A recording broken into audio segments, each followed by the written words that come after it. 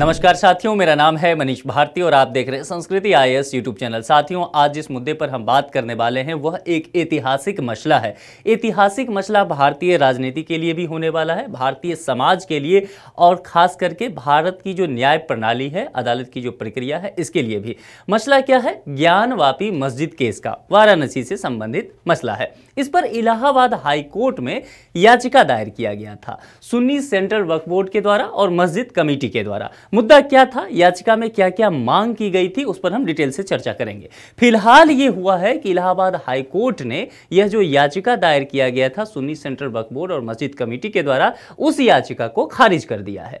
अब हम ये देखेंगे कि इस याचिका में मांग क्या किया गया है, इलाहाबाद हाई कोर्ट ने यह निर्णय जो दिया है उस निर्णय में किन किन बातों को शामिल किया है, क्यों याचिका खारिज किया, याचिका खारिज करते हुए तर्क क्या दिया। क्योंकि देखिए, यहां पर जब याचिका दायर किया गया तो सुन्नी सेंट्रल वक्फ बोर्ड और मुस्लिम कमेटी के द्वारा उपासना स्थल विशेष प्रावधान अधिनियम 1991 का हवाला दिया गया। तो यह देखना होगा कि उपासना स्थल विशेष प्रावधान अधिनियम 1991 क्या कहता है, ठीक है, और इसके तहत क्यों इलाहाबाद हाईकोर्ट जो है इस याचिका को नहीं मानती है, खारिज करती है, क्या तर्क देती है। हम यह भी देखेंगे फिर कि किन मामलों पर यह जो उपासना स्थल विशेष प्रावधान अधिनियम 1991 है लागू नहीं होता है। इन सभी चीजों पर विस्तार से चर्चा करने वाले हैं। यह देखिए, ज्ञानवापी केस से संबंधित याचिकाएं खारिज कर दी गई है। अब मसले को जरा देखेंगे। आज के जितने भी न्यूज़पेपर देखेंगे उसकी पहली हेडलाइन जो है यही मसला आपको नजर आने वाला है। प्रमुख बिंदु को देखते हैं। ज्ञानवापी मस्जिद से संबंधित सुन्नी सेंट्रल वक्फ बोर्ड और मस्जिद कमेटी की याचिकाएं इलाहाबाद कोर्ट ने खारिज कर दी है। यहां पर देखिए, दो पक्ष है। सुन्नी सेंट्रल वक्फ बोर्ड, इसने 2 याचिका दायर किया गया था और अंजुमन इंतजामिया मस्जिद कमेटी, इसने 3 याचिका दायर की थी। टोटल 5 याचिका ऑलरेडी यहां पर दायर कर दिया जा चुका था। वर्ष 1991 में दायर मूल मुकदमा का नाम क्या था, उस मुकदमा का, केस का, उसे समझ लीजिए। स्वयंभू भगवान विश्वेश्वर की प्राचीन मूर्ति और अन्य बनाम अंजुमन इंतजामिया मसाजिद और अन्य, ये उस केस का नाम है। किसी केस का नाम होता है तो ये उस केस का नाम है। यह जो है सुनवाई योग्य नहीं है। तो ठीक है, यह मसला जो चल रहा था, तो इन्होंने सुन्नी सेंट्रल बोर्ड और मस्जिद कमेटी ने कहा कि यह जो केस चल रहा है, दरअसल यह केस सुनवाई योग्य ही नहीं है। इस केस को सुनवाई में ना लाया जाए, ठीक है, अदालत की प्रक्रिया से बाहर कर दिया जाए। हवाला दिया गया कि उपासना स्थल विशेष प्रावधान अधिनियम 1991 द्वारा यह बातें प्रतिबंधित है, लेकिन यहां पर कोर्ट नहीं मानती है। तो हमारा जो मुख्य चर्चा का बिंदु रहने वाला है उपासना स्थल विशेष प्रावधान अधिनियम 1991, यही आपके यूपीएससी के लिहाज से महत्वपूर्ण होने वाला है। हम इस घटनाक्रम को भी देखेंगे कि ज्ञानवापी मस्जिद जो केस है, यह जो विवाद हुआ है हिंदू पक्ष और मुस्लिम पक्ष में, तो इस विवाद की पूरी जो यात्रा रही है, एक ऐतिहासिक घटनाक्रम रहा है, उस पर भी हम एक नजर डालेंगे। चलिए आगे बढ़ते हैं। इलाहाबाद हाईकोर्ट का निर्णय क्या रहा, देखिए। ज्ञानवापी का मामला उपासना स्थल विशेष प्रावधान अधिनियम 1991 द्वारा प्रतिबंधित नहीं है। तो यहां यदि इलाहाबाद हाईकोर्ट ने याचिका खारिज किया है और कहा है कि यह प्रतिबंधित नहीं है, तो उसने इसी कानून का, इसी अधिनियम का हवाला दिया है। यह अधिनियम, अब इलाहाबाद हाईकोर्ट जो है अपने निर्णय को डिकोड कर रही है, उसे समझिए। यह अधिनियम जो है धार्मिक चरित्र को परिभाषित नहीं करता है। धार्मिक चरित्र को परिभाषित करने का तात्पर्य यहां यह हो जाएगा कि वह किस पक्ष का है, हिंदू पक्ष का है, मुस्लिम पक्ष का है, इसकी बात की गई है कि धार्मिक चरित्र को परिभाषित यह अधिनियम नहीं करता है। यह अधिनियम करता क्या है? केवल रूपांतर और पूजा स्थल को परिभाषित करता है। ध्यान से समझना है इस चीज को। इस अधिनियम की जब हम चर्चा करेंगे तो आपको मैं बताऊंगा। यहां रूपांतरण कहने का मतलब है और पूजा स्थल, यानी कि यह अधिनियम जो कुछ टर्म एंड कंडीशन देता है उसमें यह कहता है कि यदि कोई इतने तारीख से पहले कोई हिंदू मंदिर था तो उसको मस्जिद नहीं बनाया जाएगा, कोई मस्जिद था तो उसको अब मंदिर में कन्वर्ट नहीं किया जाएगा, ठीक है। रूपांतरण और उसके साथ पूजा स्थल जोड़ा गया है, उस पर मैं विस्तार से आपको बताऊंगा तो आपको और भी क्लियर हो जाएगा। विवादित स्थान का धार्मिक चरित्र क्या होगा, यहां पर देखिए इलाहाबाद हाईकोर्ट का जो निर्णय है इसको सही से समझना पड़ेगा। इसने देखिए 2-3 हिस्सों में बांट करके देखिए इस निर्णय को। सबसे पहले इलाहाबाद हाईकोर्ट ने इस याचिका को खारिज कर दिया, जो कहा गया सुन्नी सेंट्रल वक्फ बोर्ड के द्वारा कि आप इस मसले पर सुनवाई ना कीजिए, सुनवाई पर ही स्टे लगा दीजिए। तो कोर्ट ने कहा कि नहीं, ऐसा नहीं है, प्रतिबंधित नहीं होगा। तो लॉजिक दिया गया सुन्नी सेंट्रल बोर्ड के द्वारा कि उपासना स्थल विशेष प्रावधान अधिनियम 1991 की अवहेलना करता है। तो कोर्ट ने पहले तो कहा कि अवहेलना नहीं करता है, ठीक बात। तो उसके लिए फिर तर्क दिया क्या, तो इसी मसले को जो है इस अधिनियम को कोर्ट ने डिकोड किया है, एक्सप्लेन किया है। सबसे पहले इसको समझने की जरूरत है, जिसमें कहा है कि धार्मिक चरित्र को यह अधिनियम परिभाषित ना करते हुए रूपांतरण और पूजा स्थल को परिभाषित करता है। अब इसके बाद अगला स्टेप समझ लीजिए इसका निर्णय का।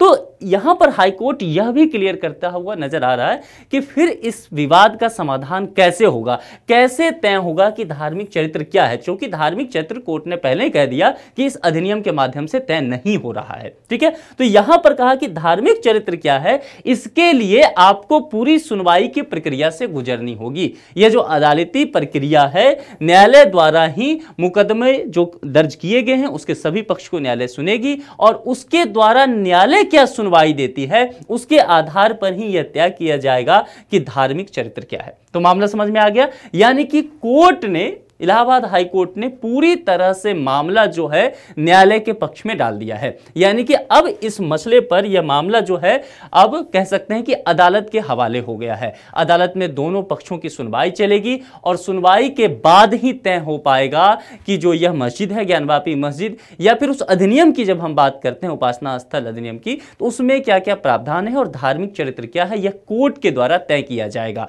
तो यह मसला इसीलिए अब बेहद ऐतिहासिक हो जाएगा और इसके साथ ही यह बेहद संवेदनशील मसला हो जाएगा। संवेदनशील मसला इस तात्पर्य से कह रहा हूं कि देखिए समाज के दो बड़े वर्ग जो हैं धार्मिक आधार पर, एक हिंदू पक्ष है, दूसरा मुस्लिम पक्ष है, दोनों ही उस बात को लेकर के विवाद में अदालत पहुंचे हुए हैं, जैसा कि राम मंदिर वाले मसले पर हुआ था। तो ये चीजें जो है कहीं कहीं वहां से लिंक जुड़ता हुआ नजर आएगा।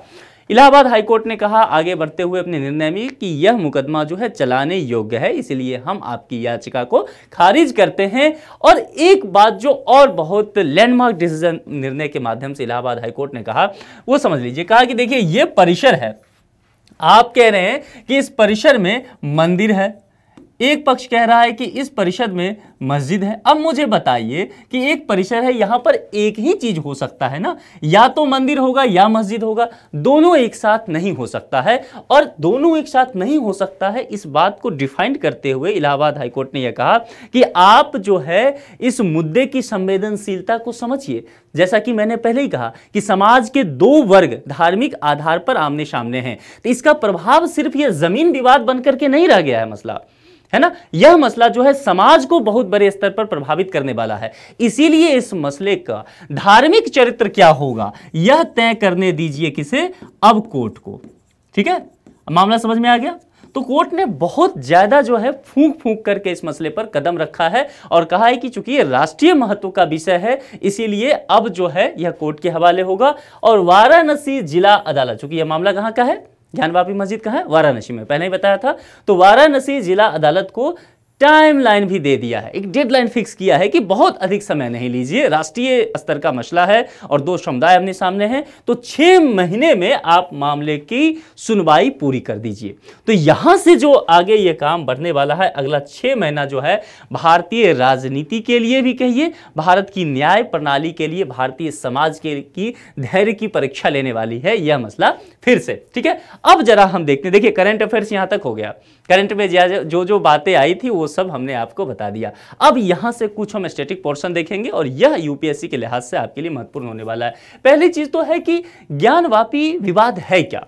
हम लोग लगातार पढ़ते रहते हैं, अखबारों में पढ़ते हैं, न्यूज चैनल पे देखते रहते हैं ज्ञानवापी मस्जिद केस, लेकिन ये मसला है क्या, इसका जन्म कहां से हुआ, क्यों इस पर विवाद है, क्यों समाज के दो बड़े समुदाय इसको लेकर के आमने सामने आ गए, ठीक है। और जो वे कहते हैं कॉरिडोर जो वहां पर बना हुआ है बाबा विश्वेश्वर का, उस परिसर में कहां से ये मस्जिद आया, इन तमाम चीजों पर हम विस्तार से चर्चा करने वाले हैं। आप धैर्य से देखिए।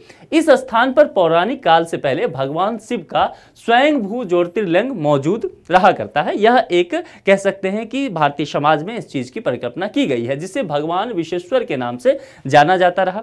अब जरा इतिहास पर आए तो राजा विक्रमादित्य द्वारा लगभग 2050 साल पहले मंदिर का निर्माण कराया गया।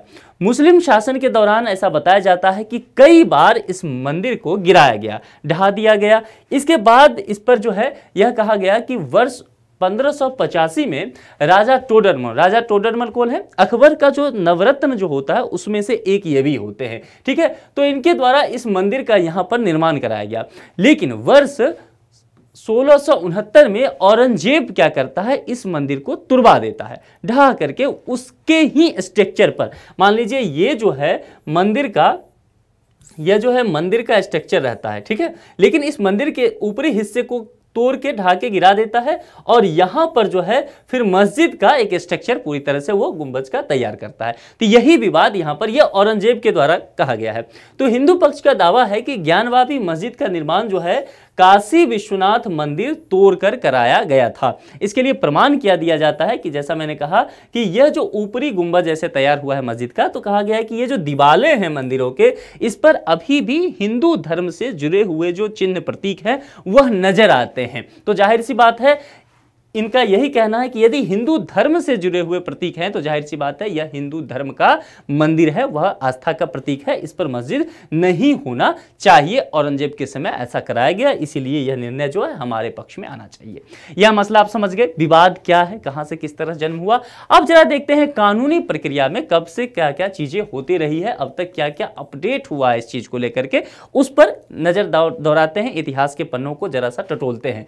काशी विश्वनाथ मंदिर ज्ञानवापी मस्जिद में विवाद की जो है टाइमलाइन देखिए, 1809 ईस्वी का साल होता है। उसमें क्या होता है कि मस्जिद परिसर के बाहर नमाज पढ़ने को लेकर के विवाद हो जाता है। मुस्लिम पक्ष जो है वह कहते हैं कि मस्जिद परिसर के बाहर वह नमाज अदा करना चाहते हैं। इस बात को लेकर के उस समय दंगा होता है। साल था 1809 का और दंगा इतना ज्यादा हो जाता है कि यह सांप्रदायिक रंग ले लेता है, दोनों गुट आमने सामने आ जाते हैं। उसी समय से यह विवाद जो है लगातार आगे बढ़ता रहता है, ठीक है। अब यहां देखिए 1809 के बाद 1984 की हम बात करने वाले हैं। क्या इतने दिनों में शांति यहां पर बनी हुई थी? बिल्कुल नहीं। छिटपुट दंगाएं, सांप्रदायिक घटनाएं हमेशा वहां चलता ही रहा। जो भी जिला प्रशासन रहे, कानून व्यवस्था के लिए हमेशा ही यह मसला जो है सिर दर्द बना ही रहा।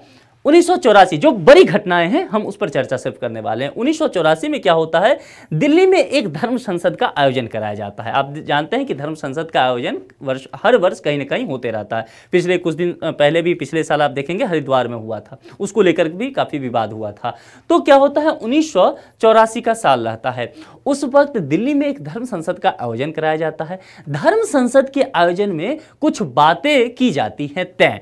उस बातें जो तय की गई उसमें हिंदू पक्ष को कहा जाता है कि देखिए ऐसा है कि आपको 3 काम करने हैं। 3 काम में क्या करना है कि ये जो अयोध्या का मसला है, काशी का मसला है और मथुरा का जो मसला है, इस पर आपको अपना दावा पेश करना है, ठीक है। अब देखिए अयोध्या का जो राम मंदिर और मस्जिद वाला विवाद था, बाबरी मस्जिद वाला विवाद, वो समाधान उसका हो गया, यह भी कोर्ट के माध्यम से हुआ। ये जो काशी वाला मसला है ज्ञानवापी मस्जिद का, यह भी चल रहा है, मामला आगे बढ़ गया है। मथुरा का जो मामला है, कृष्ण जन्मभूमि का मामला, वह भी आप जानते हैं कोर्ट में है और हाल ही में उस पर भी कार्रवाई आगे बढ़ रही है। तो ये तीनों मसला जो है इस तरह से यहीं से तय हुआ था। साल था 1984 का। उसके बाद ये मसला आगे बढ़ता है 1991 में। 1991 में क्या होता है कि वाराणसी कोर्ट में याचिका दायर की जाती है। और याचिका क्या दायर की जाती है कि ज्ञानवापी जो परिसर है, इस परिसर में पूजा के साथ जो है मस्जिद को ढहाने की मांग की जाती है। एक याचिका दायर किया गया, उस याचिका में कहा गया कि यह जो ज्ञानवापी का परिसर है इसमें हमें पूजा करने की इजाजत दी जाए। ना सिर्फ पूजा करने की हिंदू पक्ष को इजाजत दी जाए, बल्कि ये जो मस्जिद का स्ट्रक्चर है इसको पूरी तरह से खत्म कर दीजिए, ढा दीजिए। यहां से मामला आगे बढ़ता है। 1991 के बाद जो बड़ी घटना देखी जाती है वह 1998। अच्छा, 1991 का जो ये समय रहता है, ये राम मंदिर वाला जो मामला चलते रहता है उसका वक्त रहता है। बाबरी मस्जिद इसी समय ढाया गया था। तो यह जो वर्ष आप देख रहे हैं, ये जो समय 1991 का देख रहे हैं, काफी संवेदनशील वक्त रहता है। इसी समय में यह भी मांग किया गया था, जब बाबरी मस्जिद को ढाया गया था तभी यह मांग किया गया था काशी को लेकर के कि ज्ञानवापी परिसर में भी पूजा का अधिकार दिया जाए हिंदू पक्ष को और मस्जिद को ढा दिया जाए। उसके बाद जो है ये लगातार इस तरह की घटनाएं चलती रही। 1998 में फिर बड़ा मसला होता है। 98 में क्या होता है, अंजुमन इंतजामिया मस्जिद कमेटी की याचिका पर इलाहाबाद हाईकोर्ट ने निचली कोर्ट की सुनवाई पर रोक लगा दिया था। उस वक्त जो है मस्जिद कमेटी ने याचिका दायर की थी। इसके बाद बड़ी घटना देखने को मिलती है 2019 में। इस समय से यह मसला आगे बढ़ता रहता है कोर्ट में, चूंकि यहां पर स्टे लगा दिया था। बड़ा घटना अब 2019 में आपको देखने को मिलेगा। 2019 में क्या होता है, वाराणसी जिला कोर्ट में ज्ञानवापी मस्जिद परिसर का आर्कियोलॉजिकल सर्वे कराने की मांग वाली एक याचिका दायर की जाती है। यहां से फिर अभी जो ये नया मसला आप देख रहे हैं, यह यहीं से शुरू होता है। इसका पुनर्जन्म कहिए इस मसले का हो जाता है 2019 से। 2020 में क्या होता है, मस्जिद कमेटी जो है इसको लेकर के चौकन्ना हो जाती है और मस्जिद कमेटी ने ज्ञानवापी परिसर का जो ASI सर्वे कराना था उसको लेकर के एक जो याचिका दायर की गई थी उसका विरोध करती है। कौन किया, मुस्लिम कमेटी के द्वारा। यह मामला फिर 2020 में आगे बढ़ता है। याचिकाकर्ता ने इलाहाबाद हाईकोर्ट द्वारा स्टे नहीं बढ़ाने पर वाराणसी की लोअर कोर्ट से फिर से यह अनुरोध करता है कि आप इसकी सुनवाई दोबारा शुरू करें। 2021 में यह मसला पहुंचता है। 17 अगस्त को ज्ञानवापी मस्जिद परिसर में मां श्रृंगार गौरी मंदिर में रोजाना पूजा के लिए 5 महिलाएं अब आगे पहुंचती है कोर्ट के पास और याचिका दायर करती है कि यहां पर हमें पूजा करने का अधिकार दिया जाए। उसके बाद 2022 में देखेंगे तो 26 अप्रैल को कोर्ट ने ज्ञानवापी मस्जिद में वीडियोग्राफी और सर्वे कराने का आदेश दे दिया था। आप यहां से अपडेट रहे ही होंगे। 2022 में क्या होता है कि 6 मई को ज्ञानवापी मस्जिद का ये जो सर्वे हुआ था, वीडियोग्राफी वगैरह शुरू हुआ था, इसका भारी विरोध किया जाता है मुस्लिम पक्ष के द्वारा और विरोध इतना ज्यादा हो जाता है कि यह कार्य जो है पूरा नहीं हो पाता है। यह मसला यहां तक 2022 तक का था। अब जो है आगे का सर्वे का काम उस समय विरोध के बाद फिर रुका, फिर हुआ। उसके बाद 18 दिसंबर को लेकर के बात करते हैं। अभी 2023 में हम पहुंच जाते हैं। 18 दिसंबर यानी कि 2-3 दिन पहले की बात। भारतीय पुरातत्व सर्वेक्षण विभाग ने मस्जिद के वैज्ञानिक सर्वेक्षण पर रिपोर्ट वाराणसी जिला अदालत को सौंप दी है। सर्वेक्षण का काम पूरा हो गया है, रिपोर्ट जो है अदालत को सौंप दिया गया है। अब देखिए यहां से मसला फंसता है। यह रिपोर्ट जैसे ही अदालत में सौंपा जाता है, अदालत को दिया जाता है, तो 2 पक्ष यहां पर हैं। एक मुस्लिम पक्ष हो गया, दूसरा हिंदू पक्ष हो गया। ये दोनों अदालत पहुंचते हैं, कहते हैं हुजूर ऐसा है कि इस रिपोर्ट में ये जो ASI ने सर्वे किया है क्या क्या आपको बताया, हमें भी बताइए। अब ये जानकारी दोनों ही पक्षों को नहीं है, ना दोनों पक्ष के वकीलों को फिलहाल है। तो यहां पर मुस्लिम पक्ष भी पहुंचती है कि इस रिपोर्ट की जानकारी हमें दी जाए, एक कॉपी हमें भी दे दीजिए। अदालत में आपको ASI ने दिया है तो अदालत से कहा जा रहा है। और हिंदू पक्ष कह रहा है कि सिर्फ इसको क्यों देंगे, मुस्लिम पक्ष को हमें भी एक रिपोर्ट दीजिए, इसकी एक कॉपी दे दीजिए। दोनों जो है यहां पर रिपोर्ट लेने के लिए अर्जियां लगाए हुए हैं। इसकी सुनवाई जो है 21 दिसंबर को होनी है। ठीक है, यह भी प्रस्तावित है कि इनको रिपोर्ट दिया जाए कि नहीं। देखिए चूंकि यहां रिपोर्ट दिया गया है, जिस तरह से दावे किए गए हिंदू पक्ष के द्वारा कि मस्जिद के दीवारों पर हिंदू धर्म के प्रतीक हैं, चिन्ह हैं, तो इसको लेकर के सर्वे कराया गया। मुस्लिम पक्ष का विरोध किया गया कि आप सर्वे ना कराइए, लेकिन फिर भी हुआ चीजें। अब यह देखना दोनों ही पक्षों के लिए लाजमी हो जाएगा कि रिपोर्ट में क्या क्या बातें सामने आई है उभर करके। तो दोनों ही पक्ष जो है उस रिपोर्ट की स्टडी करेंगे, उसके बाद आगे का मामला आगे बढ़ पाएगा। लेकिन 21 दिसंबर को रिपोर्ट दिया जाए ना दिया जाए, इस बात को लेकर के अभी फैसला होना है। अब आ जाते हैं जो इस पूरे चर्चा का सबसे महत्वपूर्ण बिंदु होने वाला है, उपासना स्थल विशेष प्रावधान अधिनियम 1991। तो सबसे महत्वपूर्ण यही होने वाला है। आप चाहें तो इसे नोट कीजिए क्योंकि यूपीएससी की नजर यहां रह सकती है। 18 सितंबर 1991 को पारित हुआ था। मैंने पहले भी कहा था ये जो 1991 का वर्ष है, ये जो कालखंड है, भारतीय राजनीति के लिए, भारतीय समाज के लिए बेहद संवेदनशील रहा था। बाबरी मस्जिद वाला घटना जो था, देश में माहौल एक अलग तरह का था, वो इसी वक्त था। इसीलिए अब समझिए कोई कानून क्यों बनता है, इसको समझना है। तो वो जो बाबरी मस्जिद का समय था, उठाया गया था, राम मंदिर की एक आंदोलन वहां से शुरू हुआ राम मंदिर को बनाने को लेकर के, जिसकी अभी पूर्ति हो रही है, फाइनल स्टेज पे पहुंच गया है राम मंदिर का मसला। तो यहां पर इस कानून की जरूरत पड़ा था, इस बात को समझ गए। अब जैसे ही मैं इस कानून को एक्सप्लेन करूंगा, इस अधिनियम को, आप समझ जाएंगे कि क्यों मैं ऐसा कहा। 18 सितंबर 1991 को यह पारित हुआ था। इसका उद्देश्य क्या था, इसको समझना है। मोटो क्या है? मस्जिदों और मंदिरों के स्वामित्व को लेकर के होने वाले सांप्रदायिक विवाद जो हैं उसको समाप्त करना, इसके उद्देश्य में था। दोनों समुदाय आपस में लड़ रहे थे कि यहां पहले मस्जिद हुआ करता था, अब मंदिर है। वो कह रहे हैं कि नहीं, यहां पहले मस्जिद ही था, मंदिर कभी था ही नहीं। तो ये जो सांप्रदायिक विवाद समाज को तोड़ रहा था, इसको रोकने के लिए यह अधिनियम लाया गया। इसका उद्देश्य यह था। अब अधिनियम की कुछ धाराएं हैं, उसको देख लेते हैं, क्योंकि जो महत्वपूर्ण धाराएं हैं उस पर हम चर्चा करेंगे, उसी के माध्यम से हमारा काम चल जाएगा। अधिनियम की धारा 3 को सबसे पहले समझते हैं। कोई भी व्यक्ति किसी भी धार्मिक संप्रदाय के किसी उपासना स्थल को किसी दूसरे धार्मिक संप्रदाय के उपासना स्थल में परिवर्तित नहीं करेगा। यानी कि अगर हिंदू का उपासना स्थल है कोई मंदिर, तो कोई मुस्लिम पक्ष उस पर दावा करके उसे मस्जिद में कन्वर्ट नहीं करेगा। वाइस वर्सा ऐसा ही होगा। कोई मस्जिद है तो हिंदू पक्ष, कोई व्यक्ति, कोई संस्था या कोई विचार कह सकते हैं, उस मस्जिद को मंदिर में कन्वर्ट करने की बात नहीं करेगा। इस पर यह प्रतिबंधित करता है, पूरी तरह से रोक लगाता है। यह इस अधिनियम की धारा 3 में कहा गया है। आपके मन में कुछ प्रश्न आ रहे होंगे कि जब कन्वर्ट करने की नहीं बात थी, फिर इलाहाबाद हाईकोर्ट ने क्यों याचिका खारिज कर दिया, क्यों कहा कि इस पर सुनवाई की जरूरत है? हम वहां आ जाएंगे। धारा 4(1) की बात करें, यहां से समझिए कि मैंने पहले कहा था इंट्रो में कि एक टाइम फिक्स किया गया था कि इस तारीख से पहले, वह तारीख अब आ चुका है। धारा 4(1) में 15 अगस्त 1947 के बाद किसी उपासना स्थल का धार्मिक स्वरूप वैसा ही बना रहेगा जैसा वो 15 अगस्त 1947 को था। तो 15 अगस्त 1947 एक डेट फिक्स किया गया। 15 अगस्त 1947 ऐतिहासिक क्यों है? क्योंकि इस दिन जो भारत माता के पैरों में गुलामी की बेड़ियां थी वह टूट करके चकनाचूर हो गई थी। हम जो है एक तरह से स्वतंत्र राष्ट्र के रूप में हमारा निर्माण हुआ था भारत का, इसीलिए इसी तारीख का चयन किया गया इस अधिनियम को लेकर के। इसके बाद धारा 4(2) क्या कहता है? 15 अगस्त 1947 को मौजूद किसी भी उपासना स्थल के धार्मिक स्वरूप के परिवर्तन के संबंध में लंबित कोई भी मुकदमा या कानूनी कार्रवाई जो है वह क्या होगा? समाप्त हो जाएगा।